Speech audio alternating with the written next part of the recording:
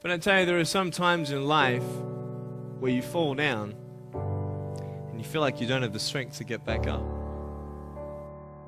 There comes a time when the blankness of future is so extreme, it is such a black wall of nothingness, not even of bad things. It's not like there's a cave full of monsters that you're afraid of entering the future. It is just nothingness.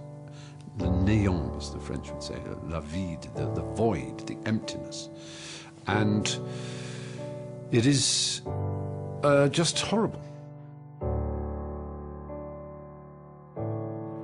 It's horrible to contemplate a futureless future, if that isn't too impossible. And so you just want to step out of it, to step out of the whole race, the whole business. The monstrosity of being alive overwhelms you.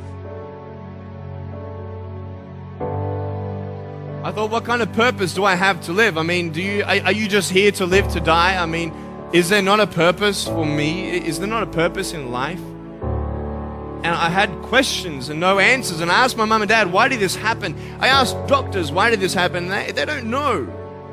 There are some things in life that are out of your control that you can't change and you got to live with.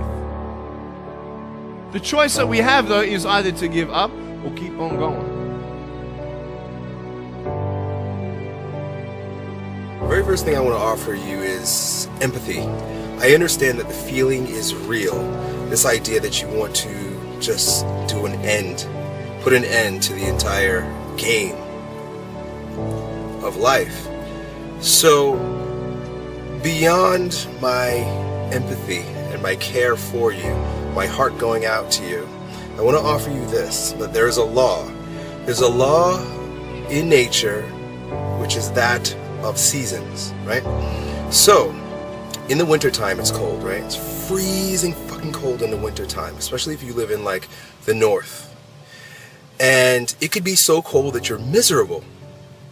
If a man was so cold and miserable that he decided that perhaps I should kill myself because this freezing cold misery is not worth living in, someone might offer him the idea that, or remind him of the law that, dude, this is like, you've got maybe another 6 weeks, you've got maybe another 8 weeks, and then spring's coming. Man, it's just the way it is.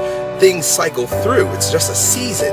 Right now, I understand it's freezing fucking cold and you feel horrible and you feel pretty bad about the situation, but hang in there. 70% of illnesses on the planet, all kinds, are self-created. You are able to generate substantial amount of intense emotions and thoughts, but in the wrong direction. You are generating thoughts and emotion which work against you, not for you. You think it's your right to throw tantrums. You think it's your right to get angry with people. You think it's your privilege to be depressed so that you'll get attention from somebody.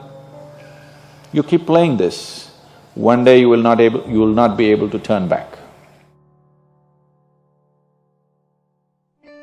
How did I get from depressed to who I am today? Because I tell you, I was depressed.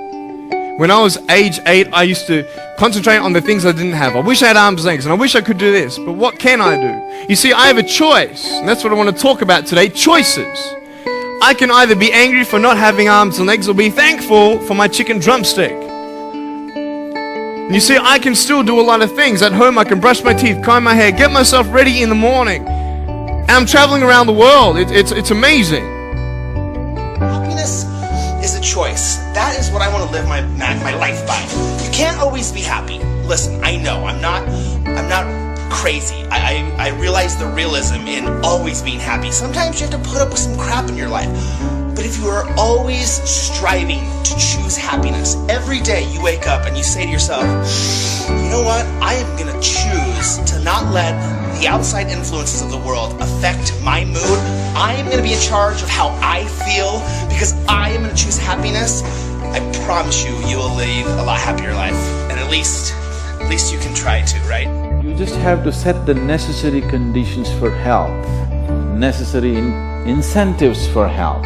both for yourself and your children if you have them. Do not set incentives for sickness. I felt depressed, I felt miserable, I felt at times where it may be better to take my life. But with the wisdom that I've gathered in my 33 short years of life, I've come to realize that it's just a feeling.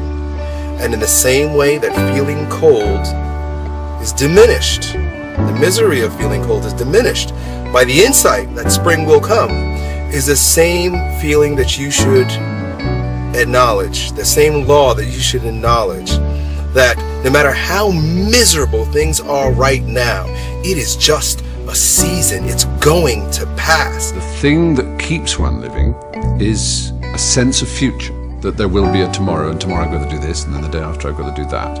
Not that any of these things have a particular logical purpose or a convincing reason to exist, but they somehow keep one going.